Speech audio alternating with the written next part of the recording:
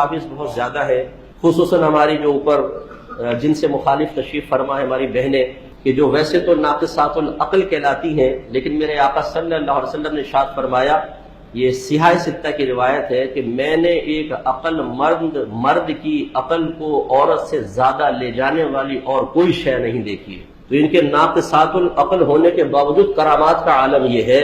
اگر یہ کامل العقل ہوتی تو حضرت کیا ہوتا؟ تو یہ ناقصات العقل اس اعتبار سے نہیں ہے کہ ان کی عقل میں کمی اور قصور ہے، یہ بھی یاد رکھیے گا۔ ہماری بہنیں اکثر آپ دیکھیں گے، آپ کے لڑکا اور لڑکی گھر میں دیکھیں، آپ کے اگر بیٹا بیٹی ہے، بیٹی زیادہ ذہین ہوگی، لڑکا عموماً غبی ہوتا ہے۔ اصل میں ان کے جو باطنی تقاضے ہیں وہ اکثر غالب آ جاتے ہیں، ان کی عقل پر غالب آ جاتے ہیں، ان کے شعور پر غالب آ جاتے ہیں، اور یہ اپنے باطنی تقاضوں سے فیصلہ کرتی ہیں، اس وجہ سے تھوڑی سی خرابی پیدا ہو جاتی ہے۔ ابھی جیسے یہ بل آ گیا کہ اگر کوئی شوہر اپنی بیوی کو مارے گا تو 2 دن کے لیے اس کو گھر سے باہر نکالیں گے، اس کے ہاتھ میں کھڑا ڈال دیا جائے گا۔